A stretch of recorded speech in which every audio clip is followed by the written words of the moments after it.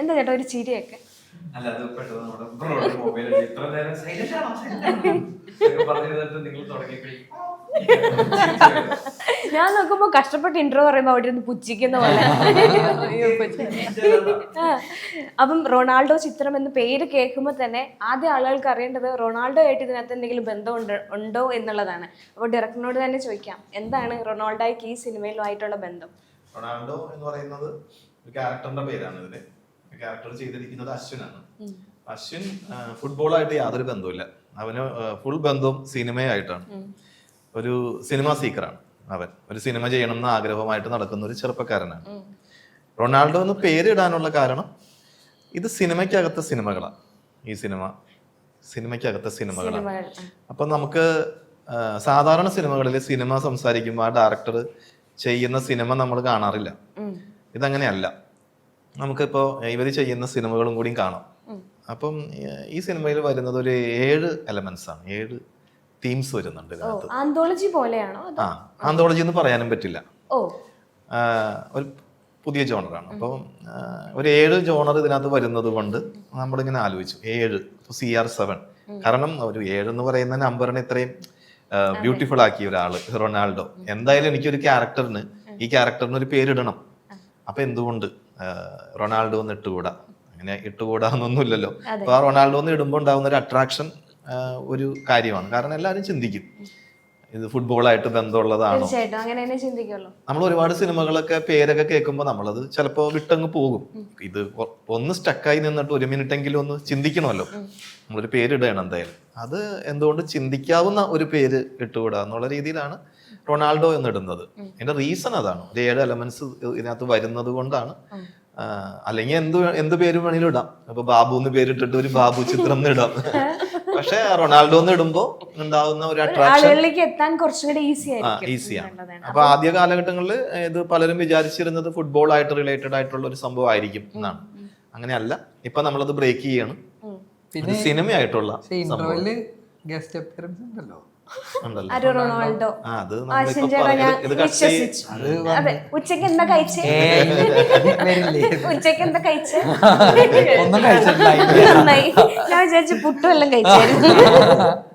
അപ്പം ക്യാരക്ടറിനെ പറ്റി പറയും. ക്യാരക്ടർ ഇപ്പം ചേട്ടൻ പറഞ്ഞത് തന്നെയാണ്. ഈ സിനിമയുടെ ഒരു മെയിൻ ഐഡിയ എന്ന് പറയുന്നത് ഒരു സിനിമ സ്വപ്നം കണ്ടു കിടക്കുന്ന ഒരാള് അയാൾക്ക് തിയേറ്ററിൽ ഒരു റൊണാൾഡോ ചിത്രം എഴുതി കാണിക്കുക. അതാണ് അയാളുടെ അൾട്ടിമേറ്റ് ഡ്രീം. അപ്പം അതിനുവേണ്ടി നടക്കുന്ന ഒരു പാഷനേറ്റ് ആയിട്ടുള്ള ഒരു വ്യക്തിയുടെ കഥയാണ്. എനിക്ക് തോന്നുന്നു സിനിമയെന്നല്ല, പാഷന്റെ പുറകെ നടക്കുന്ന എല്ലാവർക്കും ഈ പറയുന്ന പോലെ ഈ പടം കാണുമ്പോൾ പെട്ടെന്ന് നമുക്ക് കണക്ട് ആവും. അതിൽ നമുക്കുണ്ടാവുന്ന റിജക്ഷൻ, അല്ലെങ്കിൽ നമുക്കുണ്ടാവുന്ന പെട്ടെന്ന് ഉണ്ടാകുന്ന സർപ്രൈസസ്, ലൈഫിൽ ഉണ്ടാകുന്ന ട്വിസ്റ്റ്, അങ്ങനെയൊക്കെ ഇതിൽ വരുന്നുണ്ട്. അതാണ് എൻ്റെ ക്യാരക്ടറും ഇതിൻ്റെ ഞങ്ങളുടെ ഈ പാർട്ട് ഓഫ് ഇതെന്ന് പറഞ്ഞത്. ഞങ്ങളെന്ന് പറഞ്ഞത് നമുക്ക് ഉണ്ടാവില്ല. നമ്മുടെ പാഷന്റെ പുറകെ കട്ടയ്ക്ക് നടക്കുമ്പം നമുക്ക് സപ്പോർട്ട് ചെയ്യാൻ ഒരാള്, ആ സപ്പോർട്ട് ചെയ്യുന്ന ക്യാരക്ടറാണ് ചൈതന്യ. റിയൽ ലൈഫായിട്ട് എത്രത്തോളം കണക്ഷൻ ഉണ്ട് ഈ സിനിമ? എൻ്റെ ലൈഫായിട്ട് ഒരുപാട് കണക്ഷൻ ഉണ്ട്. ഇതില് ചൈതന്യയുടെ ക്യാരക്ടർ ആണെങ്കിലും ഇപ്പൊ എൻ്റെ വൈഫ് ഈ സിനിമ കണ്ടപ്പോൾ അവർക്ക് ഏറ്റവും ഇമോഷൻ ആയതും കണക്ട് ആയതും ചൈതന്യയുടെ ക്യാരക്ടറാണ്. പിന്നെ റിനോജയുടെ വൈഫും ഇത് തന്നെയാണ് പറഞ്ഞത്. എല്ലാവർക്കും ഈ പറയുന്ന പോലെ പാഷന്റെ പുറകെ നടക്കുന്നവർക്കൊക്കെ കൂടെ ഉണ്ടാവുന്ന ഒരു സംഭവം ഉണ്ടല്ലോ, ഒരാൾ ഉണ്ടാവുമല്ലോ. അതാണ് ഈ ക്യാരക്ടർ. അത് ചൈതന്യ ഭയങ്കര എന്താ പറയാ ഗംഭീരമായിട്ട് ചെയ്തിട്ടുണ്ട്. റിയൽ ലൈഫിലും ചൈതന്യ ഒത്തിരി ഹാർഡ് വർക്ക് ചെയ്യുന്ന ആളാണെന്ന് നമ്മൾ ഈ ഓരോ വീഡിയോസ് വരുമ്പോഴും അറിയാം. അപ്പം ഇപ്പം വേറൊരാളെ സപ്പോർട്ട് ചെയ്യാനുള്ള ചാൻസും കൂടെ കിട്ടിയിരിക്കുകയാണ്. എങ്ങനെയായിരുന്നു ഈ ക്യാരക്ടർ എത്തിയത് ചൈതന്യയിലേക്ക്? എനിക്ക് എന്നെ റൊണാൾഡോ ചേട്ടൻ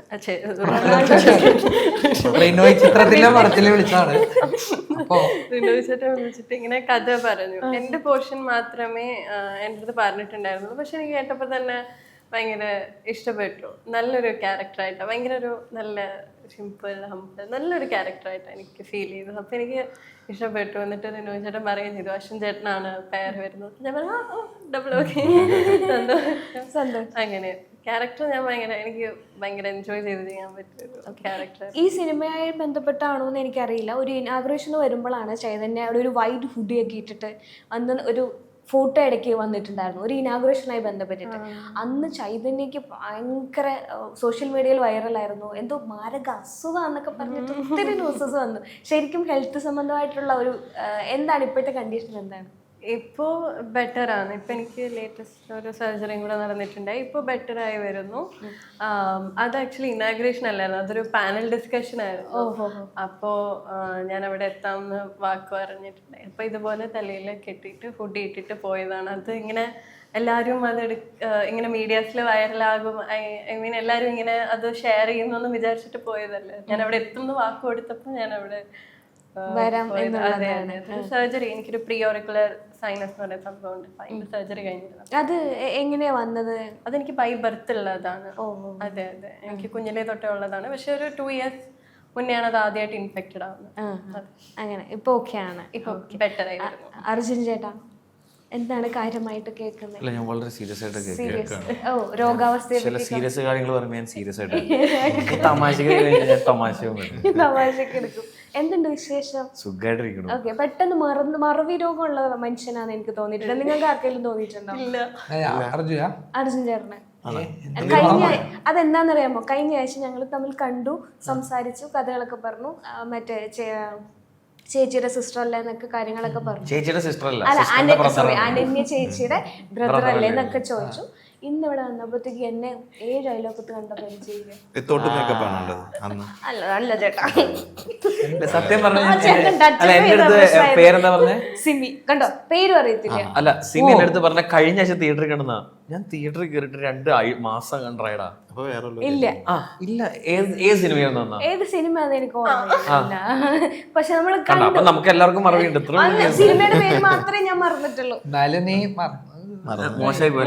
ഞാൻ അപ്പോഴേ സോറി പറഞ്ഞു. അത് ജാട ഞാൻ ആക്ച്വലി എനിക്ക് ഓർമ്മയുണ്ടായിരുന്നു, പക്ഷെ നമ്മള് അങ്ങനെയുള്ള ആദ്യം മനസ്സിലായില്ല.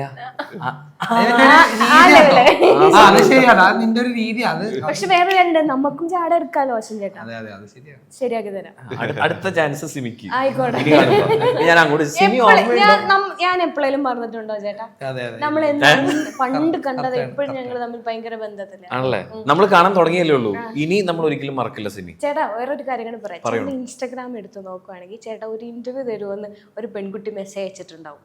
അപ്പൊ ഞാൻ വർഷങ്ങൾക്ക് മുന്നേ അയച്ചു തുടങ്ങിയതാണ്. ഇത് ഞാൻ കണ്ടിരുന്നു, അതുകൊണ്ടാണ് വന്നത്. അപ്പൊ ചേട്ടാ ക്യാരക്ടറിലേക്ക് വരും. എനിക്ക് തോന്നുന്നു എന്റെ ജീവിതത്തിൽ ആകെപ്പാട് ഇന്റർവ്യൂ വെച്ചു. പക്ഷെ അത് തന്നിട്ടുമില്ല, ആ മെസ്സേജ് ഇതുവരെ ഓപ്പൺ ചെയ്തിട്ടുമില്ല. സോറി. ഇത് ഈ സിനിമ ഹിറ്റ് ആവുന്നു. ഹിറ്റ് ആയി കഴിഞ്ഞാൽ നമ്മളെല്ലാവരും സെറ്റ് ആവുമ്പോൾ നമ്മളൊരു കിടിലൻ interview ultra modern kitchen devices. ഒരു കിച്ചണിൽ വേണ്ട എല്ലാ ലേറ്റസ്റ്റ് ബ്രാൻഡുകളും ഇവിടെയുണ്ട്. ലോകോത്തര ബ്രാൻഡുകൾ, original products, wide range. MyG future. പൂവ് പോലൊരു പുട്ടുണ്ടേ അജ്മിയുടെ പുട്ടും. വിളമ്പാം നല്ല വിശേഷം. അജ്മി സ്റ്റീം മെയ്ഡ് പുട്ടുപൊടി.